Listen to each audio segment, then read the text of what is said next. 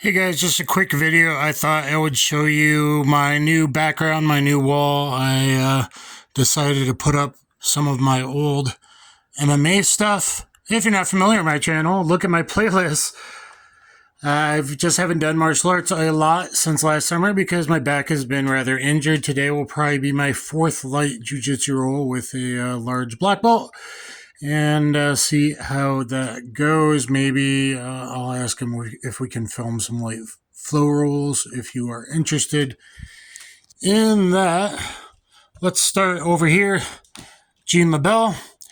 My third black belt was under Uncle LeBell, and rest in peace, and Gokor Shevichin. So I'm proud of that. Daidojuku. There's my certificate. Signed by Azuma Sensei. May he rest in peace. That I would have been the official only LA branch chief.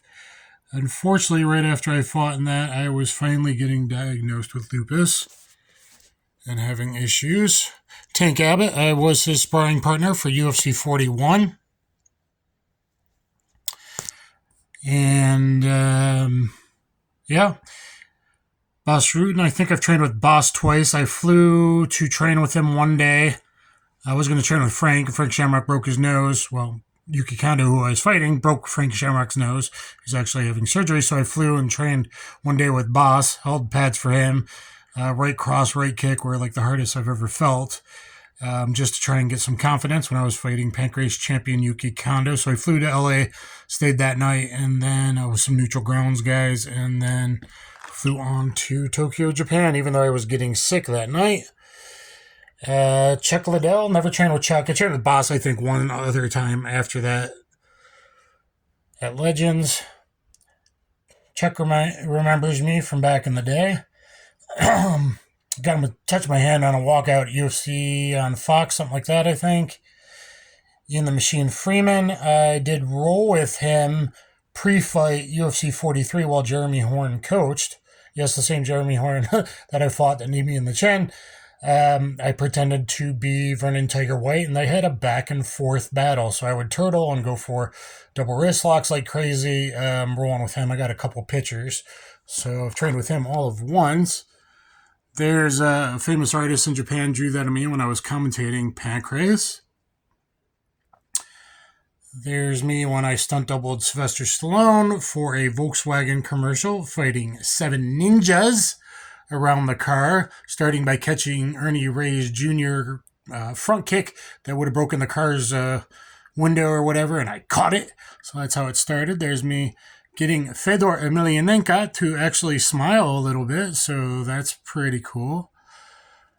Freddie invited me to watch him training Anderson Silva, so there's a picture I took with Anderson. Of course, Anderson's been playful with me over the years. At the time, we didn't know each other that well. He was struggling on the speed bag. And so I taught him how to move his feet, how to dance to feel the rhythm. Yeah, the guy who can dance like Michael Jackson, he actually, top fighter in the world, didn't really know how to use a speed bag at the time. I later gave Anderson my action figure for the robot in real steel that I was, Metro, to give to his sons. Of course, we got John McClane, and Riggs, and Murtaugh. Tomorrow Never Dies. Rampage, back in the day, King of the Cage. And he's finally doing a podcast and getting pretty successful, it looks like. Rampage, have me on. I do have some Rampage stories up in Big Bear, UFC 40, training Tito for the first Shamrock fight. He was up and down a couple times up in Big Bear. He was calling me belly and making fun of my distended stomach.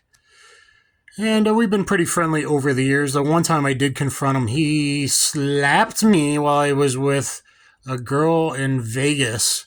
We jokingly, he slaps people and stuff. But I pulled him outside, and I'm like, dude, you don't do that in front of a girl, man. You don't try to punk me in front of a girl. I was ready to go. It was pretty funny. Actually, John Bones Jones.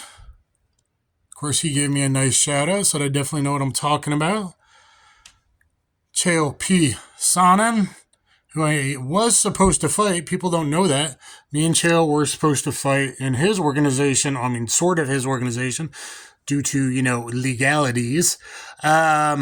A long time ago, before he started opening his mouth and realizing the Wolfman was a character, and he became a character, and then Chael happened, and then Conor McGregor, and on and on. But we were supposed to fight, but I tore muscle in my upper left back, lat area, and then so I didn't. I was going to fight him and then join Team Quest. Ended up moving down to Iowa, joining MFS, and after a few months, I tore my left pec. So things were definitely going on. It's too bad I never fought Chael, but I did roll with him, and you guys can see me rolling with him. The first time we ever rolled together was in Gies, and it was really good camera work. So check out me rolling with Chael, and we are 1-1 in taps.